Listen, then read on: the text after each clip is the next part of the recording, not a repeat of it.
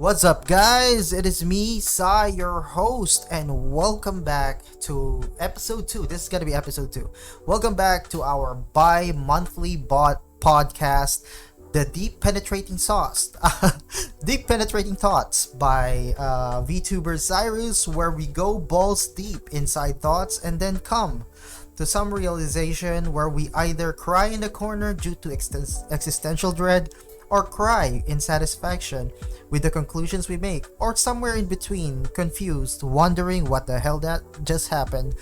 And this is gonna be another guerrilla podcast stream where I just blabber around randomly on my personal experience, because I haven't prepared a proper topic yet. So let's continue what we did in episode 1 and elaborate further on my life story, so that we might learn something. So tonight or today, tonight or morning, whatever, whenever you're listening to this, in this episode we are going to talk about my friend circle and my journey to becoming the VTuber, from a grass toucher to an incel by heart, because in my heart, that's where it counts, right? So how a grass toucher like me, an extrovert, became a VTuber. And it has something to do with my friends too as well. So we're gonna discuss my first circle of friends. So basically I have multiple circle of friends, I'm actually known by a lot of people. I know a lot of people from my local area, and I have different types of circles of friends. But we're gonna talk about my original circle of friends. These are the guys. These are the boys. These are the boys that I've been friends with since childhood, and they're fucking nerds. They're not just nerds. They're also weebs. Majority of them are weebs, nerds, and dorks. But since they're my friends, they say birds of the same feather flock together, so I must be part nerd myself. Yeah, well, I am part nerdy. I'm also part, but I am that different type of nerd that also hangs out with other non-nerd people. So, I also hang out with the normies, so I'm not really so deep into those shit, but I really do love anime. So let's start with the story. It all started when I was in elementary. So that's the way back when I was 8 or 9. So if you listen to my first episode, where I talk about my childhood, so basically so these are the important parts. I go to a Roman Catholic school. So I go to a Catholic school. So it's a very conservative school. And another detail that you should remember, that I said in the past, when I was 8 years old, 8, 9, or 10 years, until I was 14. Until I was 14, I was a peddler. So basically, I smuggle pirated DVDs for a Muslim mafia in my local area. So I take a bunch of pirated DVDs from a warehouse, and then I bring them to the market, and Muslim market, and I get paid by my Tito Hamed for that. And yeah, I peddle. So because of that, I am protected by a Muslim gang in my area. And that's the reason why, even though I was short and looks frail, I never got bullied. And I bully the bullies, because most of the bullies in my school are afraid of me, because they can see me every time I go out. I hang out with older Muslim men. Those people, some of them are even holding some kris. They have kris and itak, bolos, machete. It's a type of machete, and they're gangs, and I hang out with them. They're older than me, and they're being protected by me, and so I got this reputation in school that I am under the protection of that gang, so nobody bullied me. And because of that, I felt powerful. With great power comes great responsibility. And also at that specific time, I was getting into cartoons and anime, so I've been watching My first anime was Sailor Moon. I'm watching it with Aisha, and the other animes that I've watched was Yu Yu Hakusho. You have Flame of Recca, and then you have Voltus 5. But I also watch Western cartoons like Superman, Batman, and the 90s Spider-Man too as well. So because of it, I actually developed some kind of superhero complex.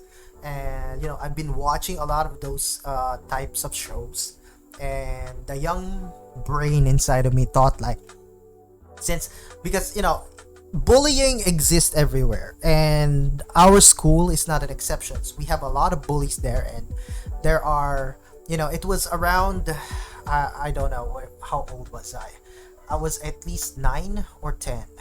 I was I was in grade 4, if I remember correctly. I was in grade 4, so I was 10 years old. I was 10 or 9. Yeah, I was 9, I guess. Yes, I was 9. So I was in grade 4, and this sixth graders. There are a lot of sixth graders. They're big, and you have sixth graders, and then you have the sixth graders. They're bullying the smaller kids, like the third graders, the fourth graders. They're trying to bully the smaller kids, and I was like in fourth grade. It actually happened. It actually happened a lot when I was like, I think when I was like second grade, third grade, there were a lot of when I was like in third grade, I guess I could see like that's where the bullying starts. So the sixth graders and fifth graders bully the lower graders, most likely the fourth graders and third graders, because the second graders and the first graders are always with the teachers. But once you're in third grade, they let you roam around the school, play around in the playground, stuff like that. Unlike like second graders and first graders, they just stay in the classroom with the teacher. So third graders, they're always in the bottom of the totem pole, like they're third graders. So I actually witnessed it, that the higher graders were bullying the lower graders, but they were not touching me because they always see me peddling, hanging out with Muslim gangs. So they don't want to, So it went all my third year, yeah, on third grade. It went all like I'm not getting bullied, but my classmates are getting bullied. But I didn't really care that much, because what I want is obviously like, get the school over with, get out, and then work. Get myself some money so I can buy some toys. So that's what I was working on. I was a bit antisocial when I was like in third grade, so I didn't really make friends back then. The only friend I had was Aisha and my cousins. So those are my friends, supposed friends. And after a year or so of watching Justice League and watching not Justice League, I watched watching Superman and Batman and superhero cartoons, and some anime as well, because the dub in our dub, they actually made Goku like a superhero or something. It made me think like, if these bullies are afraid of me, and then I can see other kids getting bullied, I should save these guys. I should stand up against the bullies and try to protect my classmates. And that's how I got my first circle of friends. So it was like fourth grade when I decided to do that. So I was fourth grade when I decided to do that. There was this sixth grader who was my first friend, was Ramon. So Ramon is a fat kid. He's a really fat kid, and he's getting bullied in the toilets at much. I don't know what they're doing. She's just getting pushed around in the toilets. And then what I did was I went there and I said to the security, "Hey, stop doing that," like something like that. Stop doing that, or I'm gonna ask the Muslims to behead you.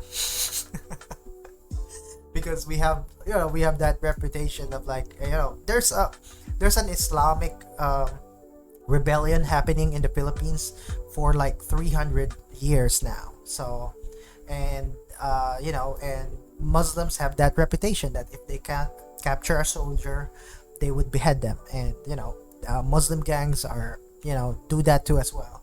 And I said, stop doing that, or I'll ask the Muslims to behead you. And they just ran. That's the first time I saved someone. And like, wow, I had this rush inside my body, and I was like, wow, I am powerful. And so that's actually how I got my first friend, Ramon. And then I started like collecting all the my first circle of friends. So my first circle of friends are basically the kids in my school that are being bullied by the older kids. So they would always go to me if they're getting bullied or they're getting their lunch stolen from them. So I would always like I go for it, but I do not like since I have like this superhero complex, I would not like over extort my power with that. But I do have that fear. But there are times that I really went into fights as well, especially with like older kids from other schools. So it's no longer kids from my school, but kids from other schools who are also part of the gangs. But that's gonna be my high school life. So that's gonna be a high school life. But during my elementary years, I was the top G. I was the top dog in my school. Everyone was afraid of me. Everyone respects me. Even the older kids respected me, even in fourth grade. And to the point that I organized with my powers, I just organized everyone for some reason. Like I was so into like what you call this. I was also like into generals game, games of the generals. It's different from chess. It's something like that. So like military stuff as well. I'm exposed to some military stuff because of my father, and I got like I can have my own kid army. And since we always like play Sikyo, so that's the first time I established a gang. Am I talking like Tokyo Revengers? But no, it's not like a gang. It's just a group of kids that we're just playing with each other. So it's just for fun. So we can have like we're just playing pretend, if you know what I mean. So we're playing pretend. Like they're my soldiers, and I am like the what do you call this? The ruler. They call me generals. Like that general. So that was my elementary years. We're role playing like I'm the general and everyone else are my soldiers, and to the point that some of the bullies became also part of my friends, because those bullies stopped bullying anymore. But we developed this so-called camaraderie. Like we are the entire tribe in our school, so we started helping each other. And then more when we were kids, especially like in fifth grade. In fifth grade, where fifth grade and sixth grade is gonna be the most stressful of elementary life, because you're getting prepared to get to higher education. So from the basic elementary education, then you're gonna get for higher education, and it determines which school you're gonna go to. So what we did actually during the time when we were fifth grade, we started what you call this we started this operations where we steal test papers from the faculty rooms, or no, not test papers, test questionnaires for future exams. And then we're gonna take the exams, and then we're gonna study the exam results, and we share it with everyone. And the teachers were so proud that everyone was smart in their class, but they don't know that the reason we know the exam is gonna happen is at the afternoon we actually break into I have a friend named his name is, I'm just gonna call him D. Let's call him D. I don't want to say his real name, but D is he's kleptomaniac, and he's good at picking locks at a young age for some reason. Like he's good at picking locks because he got into juvie when he was in high school, but when it started when he was in elementary, he's good at picking locks. He learned how to pick lock from his dad. And they actually do that because his dad was part of the Akyat Bahay gang. So Akyat Bahay gang, it's a gang in the Philippines where they break into people's houses and steal stuff. So his dad was a criminal. His dad was criminal. He learned it because he sometimes they break into people's house, so he learned how to lockpick at a very young age. And with him, we lockpick the faculty room. We take we take notes of the questionnaires for any exam for the next day, and then we're gonna share it with everyone. Sometimes we sell it to the other section, and then, and then that's basically our gig when I was in elementary. And yeah, that those were my friends, and some of them are into anime. They really are into anime, and that was my first circle of friends, which is different from the circle of friends I have in high school, but I still have a circle of friends. But these are the OG friends, and these are the weebs. Basically, these are my weeb friends. My other friends in high school, I have like two circle of friends that I made in high school, which is one circle of friend are my degenerate friends, where we cut school and we start drinking. And the other circle of friends of mine are more of the smart kids that I protect from bullies, and they help me with my homework, because sometimes I miss class, so I just take their notes and I study their notes instead, so I can still keep up with my high schools. So that's my high school, and I still have my original circle of friends, which is the first one, and these are the important ones. So we're gonna talk about them because they are the only circle of friends I have that I talk anime with. Because lo and behold, during my time when I was high school, when I was in elementary, being an anime fan is not cool. You were a nerd. You were you were weird. You were the weirdo of the class. If you were into Naruto and and other stuff like that, you were the weird kid. And kids today had it lucky. Today being an anime fan is okay. It's normal because anime now is mainstream. But during my time, if you were an anime fan, people were gonna take you were childish. You're a weirdo, especially when you were in high school. Because in my the culture in my area, if you're in high school, you are being prepared to become an adult. So that's a preparation time for being an adult. So the culture dictates that if you are having hobbies that are childish, you're looked down upon. So, and anime is a childish what do you call this? It's a childish hobby. It's viewed as a childish hobby during my time when I was a kid, when I was like young. But now it's kind of okay, because the generation that are raising the kids now were anime fans. Some of them were anime fans, and some of them are just okay, because anime is so mainstream now that it's just expected that even high school students will have some anime. But now actually more of the kids are more into K-pop, a lot of them, but there's still a lot of anime fans, so it's kind of like 50-50, I guess. So but kids are still cringe. Kids are still cringe today, but I do some youth development seminars too as well, to teach the kids, and they're really kids and they're fun. So when they find out that I'm also like, I'm cool and an anime fan at the same time, so that's one type of conversation I have, so I could have conversations with younger people.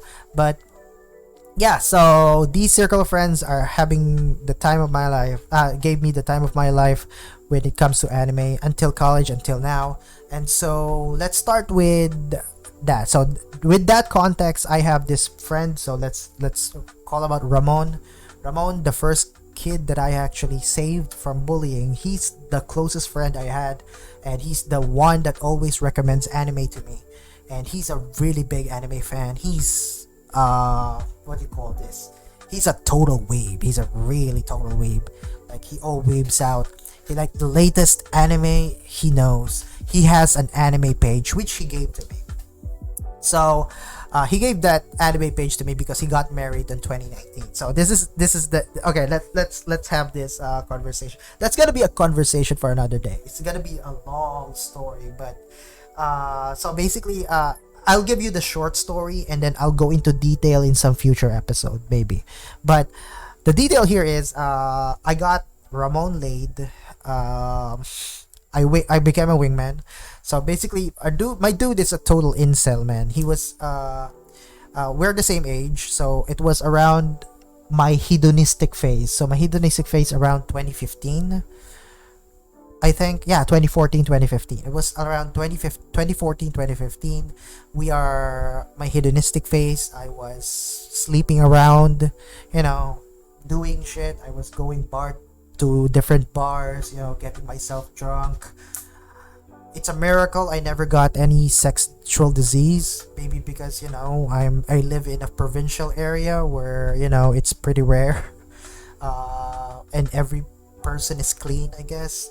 So, but it's actually, you know, it like I get, you know, it was during the time around 20. I was depressed.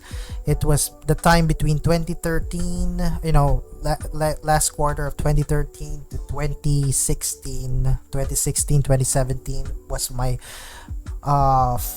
you know, hedonistic phase where I just went ham. Like, I was hammered, you know, I was always drunk every single day. I was getting laid every other day, you know. Yeah, it was my main hedonistic phase. And I also like go to my friend, and I went to my friend as well. So there's one time like I got drunk, I got laid, and then I went to Ramon, and then I said, you know, you've been hanging too much with this, you know, 2D stuff, you know. The dude has a Hatsune Miku body pillow, man. So what I did, I was a jerk back then, man. I just realized, man, I was so much of a jerk back then. But what I did was that I was drunk then, and I just want Ramon to be with me because he was my first friend. And then I was like drunk. I actually got out of a bar. I got drunk. So Ramon just lives when during 2015 he just lives like across the street from where I am. So I actually just got drunk. I got drunk and I was hanging out with two girls, and then I was hanging out with like two girls, I guess. I was flirting around with two girls, and I was like, you know, I wanted like to have a double date, and then I said, oh wait, I know someone. So I went out of the bar. I went straight to Ramon's house, and I was like, Ramon, come here. I'm gonna get you laid. I was like, I'm gonna get you laid, and I think he was like, what the fuck are you talking about? And I was like, I think he was playing Call of Duty back then. No, it is not Call of Duty. Call of Duty. Is it Call of Duty, or is it the other shooting game? I don't know. He was addicted to a shooting game. I forgot. Maybe it's Call of Duty. Yeah, I think it was Call of Duty. So either Call of Duty or Counter-Strike. So he was, I don't remember now. He was playing some first person shooting game. He's always playing it. So I just broke into his house, and I was like, Ramon, come with me. And I was like, I'm in the middle of a match. And no, I dragged him out. I dragged him out and said, okay, come with me. We're gonna drink in a bar. And I was like, no, I'm in the middle of a game. I was like, I cannot forget that. I was like, I'm in the middle of a game. I said, if you don't come with me, I'm gonna burn your Hatsune Miku body pillow. And I was like, okay. And so I got him like he took at least he said to me, let me take a shower first. So he went to the bathroom. It's not okay, maligo muna ako. So that's basically what he said. So it's not a shower. He doesn't have a shower. We have tabo here. So he wants to take a bath first. So to take a bath, he got himself ready, and I brought him to the bar. We met up with the girls, and you know, we met up with the girls. I was winging him. And yeah, that's the first time he met his girlfriend. So one of those girls that they were dating, they you know, I tried to, you know, and my boy is, well, he's an average guy. He's mildly obese, but you know, I got him with okay, if we look at the girl, if we're gonna rate her girlfriend back then, she's a 7. She's way above her league. That's basically it. She is way above her league. She's a 7.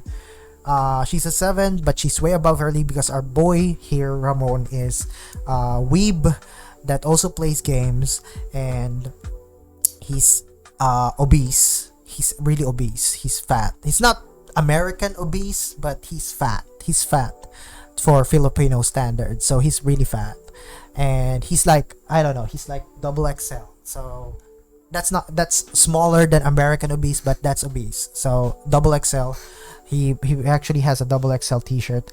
But my boy here and I don't remember how I did it, but we basically just talked validation, and I actually, I wingman my boy. I just wingman my boy to the point that, after a few months, they were dating. And I was like, after a few months, they were dating, and my boy got laid a year later. They were like going out for 9 months before my boy got laid. But, I'm good. But like the dude that's why he was so my boy is really appreciative of me, because if I didn't drag him out of that when he was like, I don't know, he was playing the first person shooter game, he would never had gotten laid. He would have like became a wizard.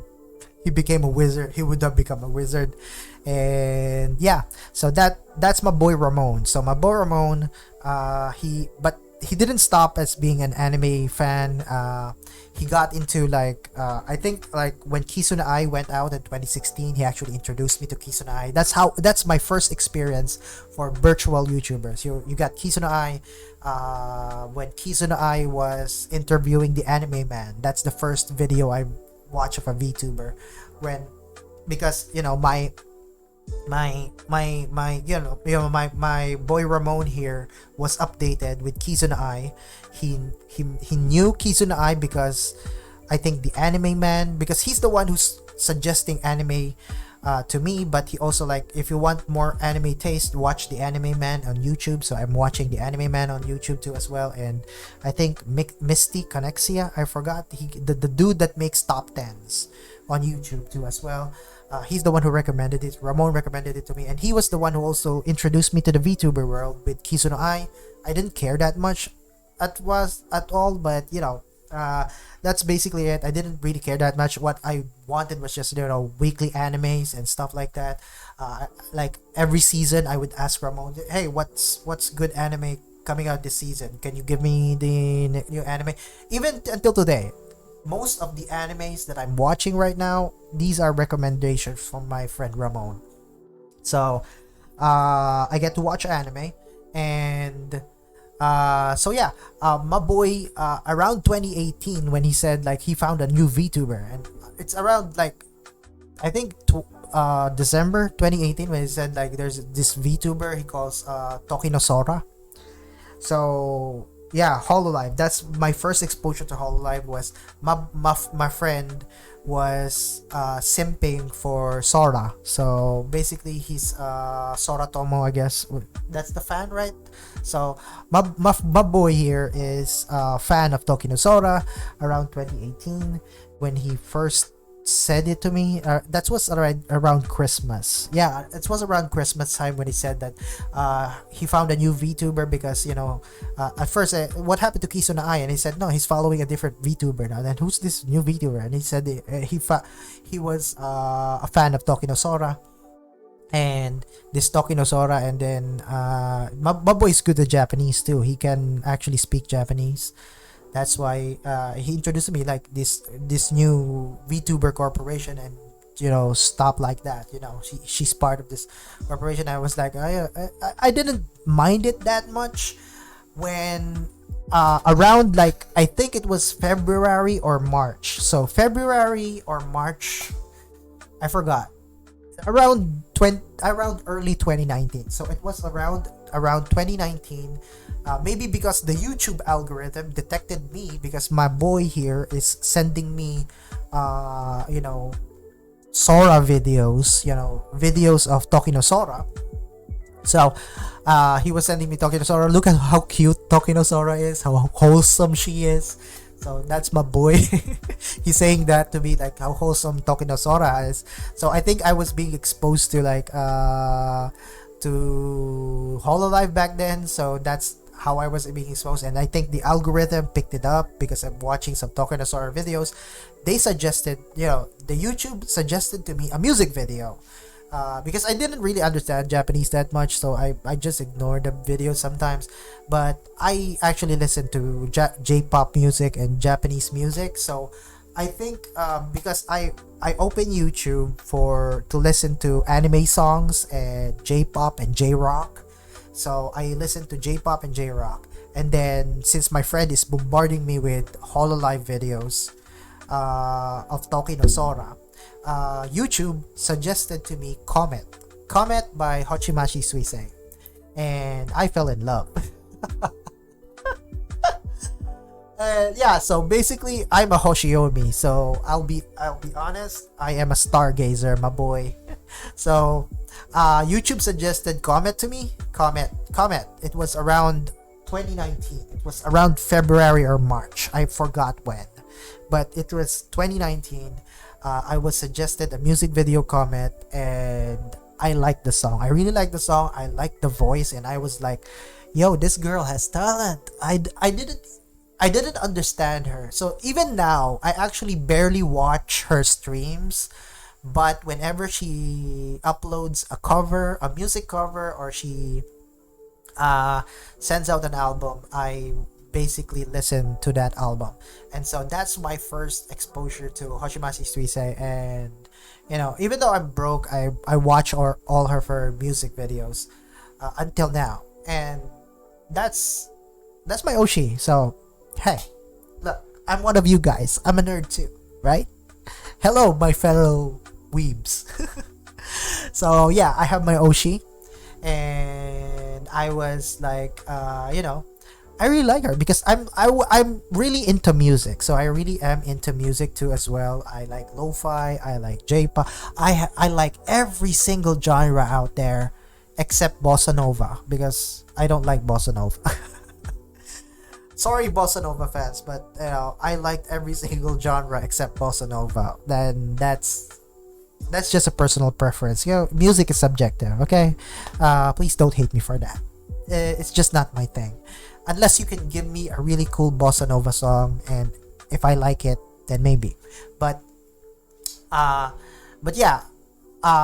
So that's how I met my Oshi, and then that's how I got into watching VTubers. But I don't really watch the streams. I actually watch the music videos and the music covers, especially my Oshi's music covers. I always put them in repeat whenever I'm working, and yeah. So that's my first exposure to VTubing, and I actually decided to become a VTuber around 2020.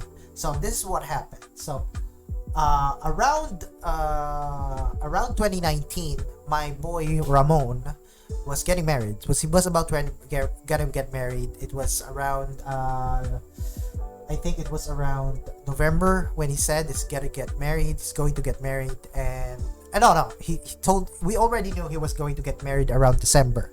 So he was getting married December 2019, and he said to me like, he owns a Facebook anime page, an anime Facebook page with like I think at the time, now I actually made the page larger, but he has an anime page with at least 18,000 likers, 18,000 followers. So it has an 18,000 follower anime page, and he said like he's gonna go for the family life.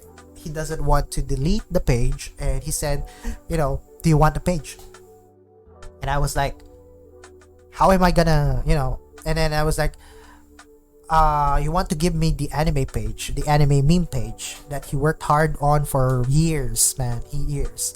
And I was like, okay, fine. He's gonna give it to me because he will have no more time for it. And I was like, yeah, it's kind of nice too, because I get to learn more of the anime culture, I guess. And stealing. You just said that you could just like steal anime memes from Reddit and then share it on YouTube. Share it on Facebook. So that's why you also see my YouTube channel sharing memes. So basically, it's because like I got an anime meme page in Facebook, and I was able to grow it from 18,000 followers to now to 32,000 followers. So it's a 32,000 followers anime page, and I'm using it to promote my channel.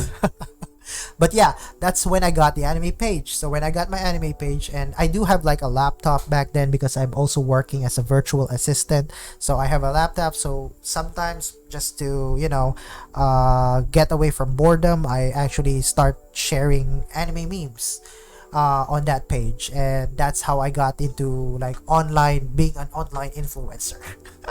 I started with an anime meme page, and yeah, so I decided to become a VTuber around 2020. So around 2020, it was the pandemic. It was the height of the pandemic. We were locked up in our houses. Our province was one of the first provinces to lock down before the country even locked down. So we were the first one to lock down around March of 2020, and no one was allowed to work. And I was like,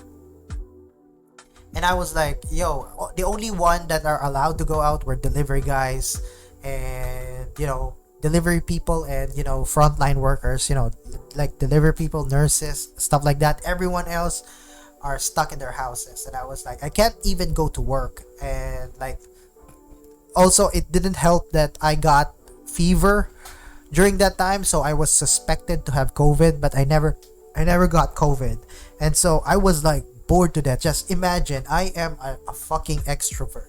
I live my life going out of bars, going out to bars, drinking my heart out, hanging out with a bunch of people. And now you're not allowed to hang out. And I'm gonna go crazy, man. Like, I'm gonna go crazy. And I was chatting and texting my friends, and I was like, what should I do? And so my friends, every one of them chipped in. They said, you should start playing computer games. I did play computer games before, okay? I rent computers outside for computer shops. I did play Dota before, so we did play Dota when I was hanging out, especially in college when we go out. I also played Minecraft when I was working on the orphanage. They had a computer there, so I have to play Minecraft with kids. But I never really had. I said, why would I play computer games? I know my laptop sucks. So I have a laptop here, but it's i3, so it's not really a good laptop for gaming. It's not a gaming laptop. It's more of an office laptop that I use for being a virtual assistant. So one of my jobs is actually a virtual assistant too. Sometimes I manage American like Facebook pages and Twitters as well. Sometimes I schedule tweets, I schedule stuff like that, and sometimes I like upload products on Shopify stores. So that's basically part of my part-time job, because my main job doesn't pay that much. So I have a side job. But so yeah, my laptop sucks. I can't play computer games, and every single one of my friends chip in. They bought me this computer. So this computer that I'm using right now is it's a combination of every single friend I have. They were able to chip in around 80,000 pesos, and we were able to buy this. And we actually, since it's pandemic, everything was on sale. And actually, it's weird because my setup right here, I have 3 monitors, and these monitors are different brands. So this one is I have a monitor which is a Philips, another monitor which is AOC, and then another monitor which is Acer. So I have 3 monitors, different brands. This is like a very jerry-rigged computer. Okay, I have a $20 mic. This is not a $20 mic. This is a $10 mic. So I have a $10 mic, and then if you include this stand, it's around $20. So this is a $10 mic with a stand, $10, and it also includes this table. So this table is secondhand. The table I'm using is a secondhand from an office that closed down. The graphics card of this computer is secondhand from a mining rig, a Bitcoin mining rig, and then it's a jerry-rig computer, but it's enough for me to actually stream and play games. So the first the first the first, what you call this, intention for this computer was for me to play online games. So during the pandemic, we're bored, we're gonna play some online games with my friends, and that's basically it. We tried playing League of Legends, we tried playing Valorant, Apex. I never got into Genshin Impact. Some of my friends are really into Genshin, but I never got into them because it's a gacha game. I don't like gacha games because it feels gambling. Like, it feels like gambling, man. So, but it's I got out of it when I started playing Master Duel. But that's basically it. But that's around 2022. So 2020, we're just playing other games like League, like Valorant, I guess, and then I also started buying my own games. Like, I bought Warhammer. I started playing Warhammer. What you call this? I don't know. This is not Warhammer. This Battlefield Gothic. So it's part of the Warhammer franchise, I guess. So it's about ships and stuff like that. So I also started playing like Crusader Kings as well from Paradox Entertainment, because I want to like medieval games, stuff like that. I like medieval games. And so yeah, that was the first thing. And then I was like around like June, I guess, around like June, because oh yeah, before this, like during 2019, I attempted to, so let's go back, rewind around 2018 2019. So 2018 2019, I tried becoming a YouTuber. So 2018 2019, I started uploading like anime reviews on YouTube. So I started anime reviews on my YouTube channel. I started a YouTube channel. I started uploading anime reviews and anime reactions, but I was uploading anime clips as well. And that channel got nuked. So when that channel got nuked, it was, it changed my perspective. So I need to play around copyright and stuff like that. So I never got the channel back. So, but then around 2020, I was like thinking I should be a creator again. So I thought about it and I said I should start streaming. And I had a decision to make. Either I become a normal streamer, show my face on camera, start playing shit, or I become a VTuber. And I think it was around that time as well when the VTuber boom was starting.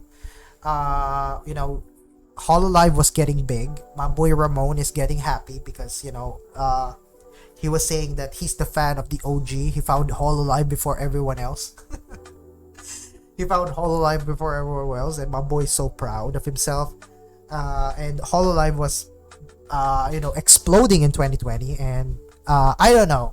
Some people may claim that I'm trend jacking, but the final straw here was because I was so inspired when I finally, like around 2020, when I learned, because I was a fan of Suisei since 2019. So I'm a fan of her music. So I was a fan of her music. I really like Comet. I really liked Comet. And I never really watched her that much, but around 2020 when I learned about her backstory about like she was rejected, I guess she was transferred to different agency, I guess around 2021, right? But no, she came from she worked hard, she was stubborn, she started as an indie, she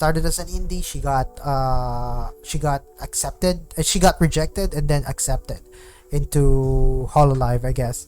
And I think she was part of Inonaka Music before, but Inonaka Music is part of Hololive, right? So it's still under Cover Core, but so yeah, that's actually what really inspired me. I said I should be a VTuber. So I want to be a VTuber, and then I found out that getting an avatar is really expensive, and I was like, okay, I'll try to make my own. I started researching about tutorials, how to rig, how to stuff like that, and then I found myself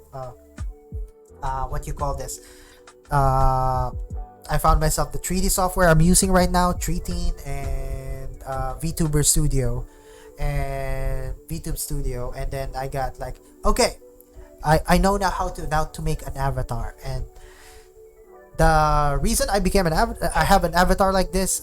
So this avatar that I have right now is a hentai character. And the reason why I'm a hentai character is because when I was like thinking, I told Ramon, my friend Ramon, I said, Ramon, I'm gonna be a VTuber. Any suggestion? What type of avatar should I make? So what type of avatar should I make? Because Ramon was the friend that I always talk to during my hedonistic phase. So when I was like getting drunk and sleeping around and stuff, and my boy just said, you should be a hentai protagonist. And I was like, but I'm changed now. I'm a conservative. I'm a good. So you should be one because you have a lot of experience more than me, and so I should be a hentai protagonist. And the good thing about this here is you don't have to try to operate any facial expressions. You don't have to it's not gonna be complicated. You just have to talk, and because your eyes are covered too as well, so make yourself a hentai protagonist. And then I thought about it and I said, okay, so that's basically it's that simple. The story is kind of that simple. The main reason I have this avatar right now, so this is my avatar right now, is because I talked it with my friend. He knew me as someone who get laid a lot, so he said, you're the typical anime protagonist. So the good thing here is he said like I'm a typical anime protagonist because I have since I had the superhero complex when I was a kid. I was saving someone. Even though I'm fucked up inside, I always try to do the right thing. So even though I'm fucked up sometimes, and then you add that to the experience that during my hedonistic years I get laid a lot. So yeah, hentai protagonist it is. And so that's how I got myself as a hentai protagonist. And then I want to make fun of the current cancel culture as well. So I thought about the backstory. So every VTuber has his own backstory. So I just want to say I'm a hentai protagonist, and most likely my hentai is so fucked up that cancel culture is gonna cancel it. So I'm a hentai protagonist that got his anime canceled, and now I'm a VTuber. So there goes my backstory, and that's how I am. That's how I got my lore. That I am a hentai protagonist, which anime got canceled, and now I'm here. I'm a VTuber. We're playing shit, and it also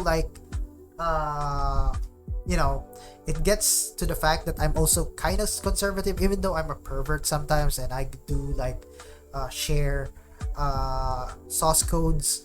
I know, unlike other people that are pure Puritans, I know that sometimes these things kinda help you against something worse. Okay? So they say porn addiction sometimes, okay, I would rather have you have porn addiction than being depressed, and then because being depressed gives what you call this gives the risk of you being suicidal. So I've met a lot of people like that, so I would rather have you something else, because it's kind of hard to help the other people. But that's why you do a small evil to eliminate a greater evil, if you know what I mean. But we're gonna talk about that sometime in another video. It is a very complicated topic. It's a very sensitive one, and a lot of people are going to disagree with it, because most people don't even have the experience or the knowledge of what really is happening with other people, especially the fucked up people out there. So how can you help fucked up people? You don't do things that work on normal people on fucked up people. Okay, if you want to help fucked up people, you need to do something else that doesn't that's not normal for normal people. And it's gonna be a different video. We're gonna have it on a different video. But yo, so that's basically it. I decided to be anti-protagonist VTuber, and then it's around October, I guess. October, when I decided that, and then by December I made the channel. So when I made the channel, I want to like market myself. So 2021, I plan to debut around November. So the entire 2021 was to market myself, and I have a large Facebook page, a large anime Facebook page, and I started marketing myself, like how I started studying stuff about how to be a good VTuber, a good YouTuber, a good creator, because you need to. I'm the type of guy who makes plans ahead of time, and I need to get the feeling of weirdness, because it still feels weird. Even today, I actually feel it weird that I have to talk to an inanimate object. It's kind of weird because I'm talking to a camera and a mic, and there's nobody there. Because most of my life, even though I'm good at conversation, it's because conversation is always a two-way streak. Even though the other person is silent, you can actually see the vibe. You can see body language, I guess. You can see facial reactions, and you can actually adjust your voice, your tone, your pace, you adjust your delivery based on the person you're talking to. And I'm used to that kind of communication. And this type of new communication is really weird. So I'm talking to an inanimate object. I don't know if I'm being offensive now, because there's a signal. If I become, you can see disgust on some person's face when you're getting offensive. So you can shift to explain yourself, and you can also change the tone to make sure that they understand you clearly. Because sometimes when you don't mean anything to the other person, sometimes it means something. That, and you can actually feel it when you're talking to a real person. But in this situation, it's kind of hard. That's why this is the reason why there are a lot of jerks online. In real life, most of those jerks are not really as bad as what they are online. It's because the problem with online is because you don't see the other person on the other side of the screen. So most people really are unfiltered, and that's the bad thing. So that actually brings out the toxicity out of people. Even though they're good in real life, they can be toxic online, because they're just talking to an inanimate object. There's no humanity. You can barely like feel the humanity from this, and that's why most people online are toxic.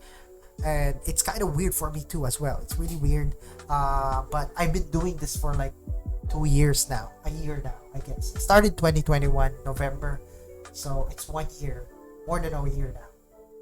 And so yeah, let's get back to the Facebook. So I grew the Facebook page, and I started marketing myself from January to October. And then November, I was confident like I would get at least a lot of viewers, because I grew the page to 20,000 followers in Facebook.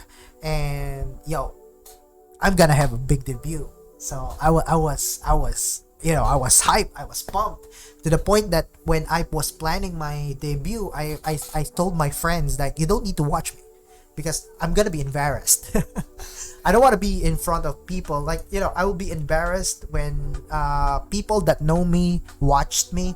So I just opted to like, you guys should just do your thing, spend time with your wife, go somewhere else where I debut myself, because I'm confident enough that I would attract strangers into the stream. And because I have a really large Facebook page. So if I can like get at least 1% of the followers, that would be 200 people. I was like, yeah, yes, this is gonna be a successful debut. So I started my I started my plans. I started I wrote scripts. I start to write some jokes, and I planned some interactive games with chat if people started coming. I was planning to make I got a lot of plans during my debut, and the day came. No one was there. I worked so hard for an entire year. I started my debut, I shared it on Facebook, and nobody came. That was the most devastating thing that happened. Not to me, but that's actually a very low point in my life. I was so excited only to see 0 viewers.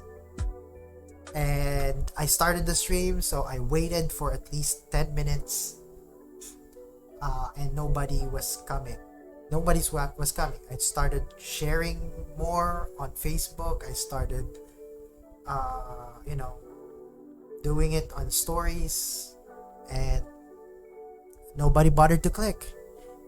And the only thing that to a normal person that actually worked hard for an entire year trying to market yourself, sharing memes, and then saying my avatar, and then telling everyone that I'm gonna be a VTuber, I'm gonna debut at this specific time, and you've been doing that for months. So January, February, March, April, May, there's several months, and then no one came. That's devastating right there.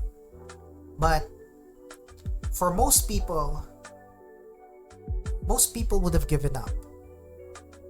But to me, I'm one stubborn motherfucker. Both figuratively and literally, because I did sleep with some single moms, but that's not the point, okay? That's not the point. My point here is, unlike other people, I never give up. And so, some people may have just canceled the stream, rescheduled the stream, but I plowed through. I just, I went, off script, because I did had like several pages of scripts and games that I wrote. I throw it all out, and debuted without any plans. Just introduce myself on my debut, and that's my debut. I debuted to 0 people. I just introduced myself on the debut stream. I talked about my lore, I talked about my stats, and then I started shouting some weird inspirational shit like, Goku and Naruto never gave up. Ugly bastards never gave up. Why should I give up? Right? So that's my debut stream. And I don't know. So looking back on it, I was like, I didn't feel sad at the time. I feel a bit disappointed with Facebook. I got mad at Zuckerberg, I guess, because he doesn't. I think it's not, because when I checked after the stream, I checked the reach of the post where I shared my debut stream, and it didn't reach 100. It barely reached 100 people. It reached at least, the reach was around 70, unlike my other posts that reach hundreds and thousands of people. My debut stream, it's like Facebook is discriminating on posts that would make you leave Facebook. So I didn't know that. So yeah, my debut stream was a disaster, but I'm proud of it because, to be honest, I'm proud of my debut stream. Even though I streamed to nobody, I went forward. Most people would have given up. You know, if I think about it, most people would have given up. Most people would have been humiliated, and most people would have, you know, given up. Most people would give up and stop being a VTuber because that's a bad. But I'm actually wearing it as a badge of honor. I'm proud that my debut stream, nobody came, but I still performed. I still did it. I never backed down, and I really hope you people get inspired as well with my story in the future. I don't know. I don't know if other people are gonna be inspired by it, but you should never give up. Even until now, I'm not giving up. And even though I'm making shit content, it's better than no content at all, right? Shit content is better than no content. At least you're creating something, and you're not giving up. You're working hard, and I'm proud of that. That's my case. So as of now, I'm having fun. I'm streaming. I met a lot of good people online. My regulars are there, and I'm, it's a good change of pace. This streamer life is a good change of pace from my real life because I'm overexposed. I touch grass so much that if they had a brain, they would they would give me a restraining order. But my journey is still beginning, I guess. So I really hope you guys can still join me in the future, because I don't plan on quitting anytime soon, and I plan to make more content, make more I want to make more people online, talk to more people online, and who knows, maybe in the future we'll be big enough. But I'm okay with this. I'm still okay with this. And yeah, that's the end of my story. That's the end of my VTuber journey. And I really hope you people got, when you got this far, I really hope the best for you. If you have a dream, don't give up, because I don't give up. And giving up means, it depends though, but if you really are passionate about something, do your best. And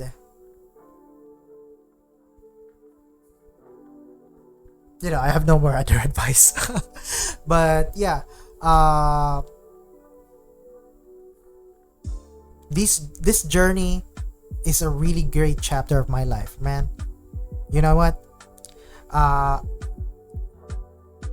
My only regret is I should have done this earlier in my life. I should have done this earlier in my life because it's kind of fun. But it's never late. An old dog like me can still do tricks, right? And someday I want to be an inspiration for other people.